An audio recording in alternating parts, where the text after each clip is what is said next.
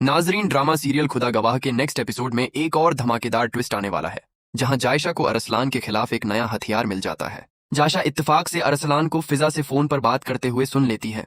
अरसलान फिजा से कह रहा होता है, मैं आज भी सिर्फ तुमसे मोहब्बत करता हूँ। जायशा से शादी मैंने सिर्फ मजबूरी में की थी। अगर मैं यह शादी ना करता तो घर वाले मुझे जायदाद से भी महरूम कर देते और घर से भी निकाल देते। फिर तुम्हारी माँ भी कभी हमारा रिश्ता कबूल ना करती।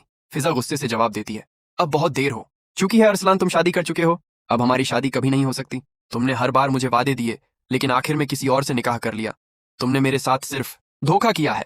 अब मैं तुमसे नफरत करती हूँ। ये सब सुनकर जायशा के चेहरे पर एक पूरी रार मुस्कुराहट आ जाती है। वो दिल ही दिल में सोचती है कि अब अरलान खुद अपने जाल में फंस चुका है। इसी दौरान ड्राइंग रूम में हामिद, शेरी, सुफियान, अरीशा, आलिया और राफे भी मौजूद होते हैं। जायशा रोती हुई सबके के सामने आती है। आलिया फौरन अपनी बेटी को संभालती है और पूछती है, आखिर क्या हुआ? जायशा, तुम इस तरह क्यों रो रही हो? जायशा आंसुओं के साथ कहती है, मैंने अभी अपने कानों से अरसलान को एक लड़की फिजा से फोन पर बात करते हुए सुना है।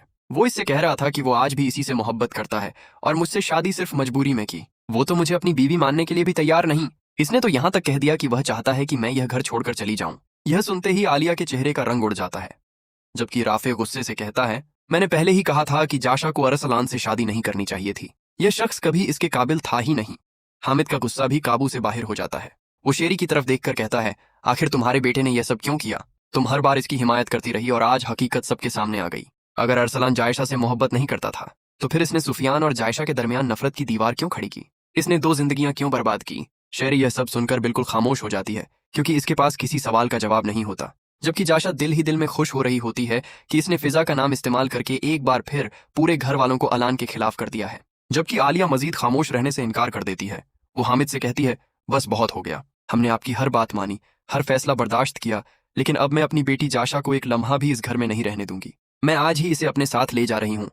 ये सुनते ही राफे भी अपनी माँ का साथ देते हुए कहता है, हमने पहले ही शादी की मुखालफत की थी, लेकिन किसी ने हमारी बात ना मानी। अब हम जायशा को मजीद इस घर में जलील होते नहीं देख सकते। लेकिन हामिद फौरन आलिया और राफे को रोक लेता है और कहता है, ऐसा फैसला मत करें, मुझे थोड़ा वक्त दे। मैं वादा करता हूँ अरलान को राह रास्त पर ले आऊंगा और जायशा को इस घर में वो मुकाम दिलवाऊंगा जिसकी वो असल हकदार है। मैं हरगिज नहीं चाहता कि दोनों खानदानों के दरमियान नफरत की दीवार खड़ी हो जाए। हामिद मजीद कहता है, अगर आज जायशा इस घर से चली गई तो सिर्फ एक रिश्ता नहीं टूटेगा, बल्कि मेरी बेटी अरीशा की जिंदगी भी दांव पर लग जाएगी और मेरी बेटी का घर भी बिखर जाएगा। इसलिए मैं हाथ जोड़कर कहता हूँ, मुझे एक